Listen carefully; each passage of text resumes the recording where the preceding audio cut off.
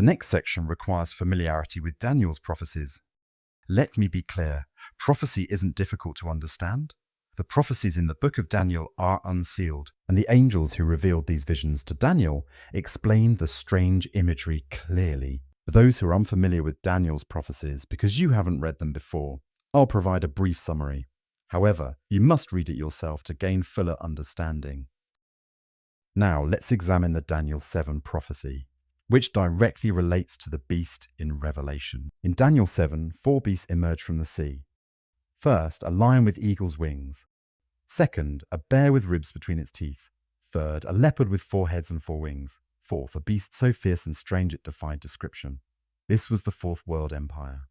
This fourth beast had 10 horns. Then an 11th horn arose and subdued 3 of the 10. This 11th horn made war with the saints and prevailed until God's return. The interpretation is clear. The 10 horns from this beast kingdom represent 10 kings. An 11th king shall arise and subdue 3 of them. This king shall wear out the saints for 3.5 years until God returns and destroys both him and his rule. All these are better explained when you fully read Daniel 7. Now, to understand our main verse, we must next grasp the beast in Revelation 13. Revelation 13, verses 1 to 2 says, "And I stood upon the sand of the sea, and saw a beast rise up out of the sea, having 7 heads and 10 horns, and upon his horns 10 crowns, and upon his heads the name of blasphemy.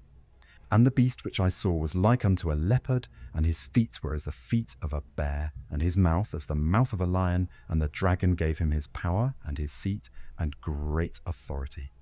Notice this is the same beast from Daniel, but with a crucial difference. In Revelation 13, all these beasts are merged into one frightening hybrid. The leopard, bear, and lion are now working together as a single entity with the fierce beast, a monstrosity with 7 heads and 10 horns. Now, with all that background information, we can examine our key verse. While it may seem complex at first, the context we've built makes it clear to understand. Revelation 17 says, "So he carried me away in the spirit into the wilderness. And I saw a woman sit upon a scarlet-coloured beast, full of names of blasphemy, having 7 heads and 10 horns. And upon her forehead was a name written, Mystery, Babylon the Great, the mother of harlots and abominations of the earth. And I saw the woman drunken with the blood of the saints, and with the blood of the martyrs of Jesus. And when I saw her, I wondered with great admiration. And the angel said unto me, Wherefore didst thou marvel? I will tell thee the mystery of the woman, and of the beast that carrieth her, which hath the 7 heads and 10 horns." Notice immediately that we see the same 7-headed, 10-horned beast, but now it's carrying the whore of Babylon. And pay special attention to this crucial detail. The angel promises to tell John the mystery of the beast. This isn't meant to be hidden.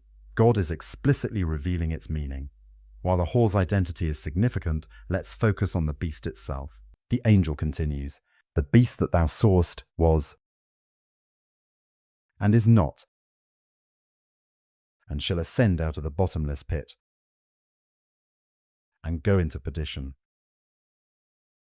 And they that dwell on the earth shall wonder, whose names were not written in the book of life from the foundation of the world, when they behold the beast that was, and is not, and yet is." Then comes the crucial revelation in Revelation 17 verses 10 to 11. It says, "And there are 7 kings, 5 are fallen, and 1 is, and the other is not yet come. And when he cometh, he must continue a short space. And the beast that was, and is not, even he is the 8th, and is of the 7, and goeth into perdition." Did you catch that? The angel, who promised not to hide the interpretation from John, gives what amounts to a countdown timer for Christ's followers to recognize when the beast, the Antichrist, would arrive. Let's break down what the angel tells John. There are 7 kings before the beast arrives. 5 are already gone. 1 is ruling right now as John receives this revelation. After him the 7th will rule briefly. Then the 8th, the beast that was and is not, will come. In other words, the angel is telling John, you only have 2 more kings until the beast arrives, and 1 is ruling right now.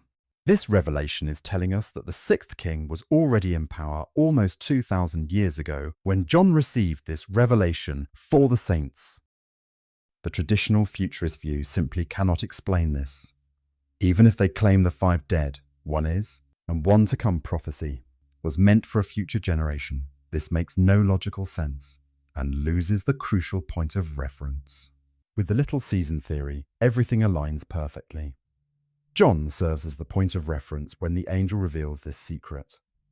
He would know who the current sixth ruler was, who the previous 5 dead rulers were, how to recognize the 7th when he arrived, and therefore how to identify the beast who would follow. But placing this interpretation in our future removes this vital reference point entirely. How would anyone know who their 6th king is? Did he rule in 1990, 2010, 2024? Without a reference point, this prophecy becomes meaningless. There is no way to anchor the timeline, and thus the verse is stripped of its meaning.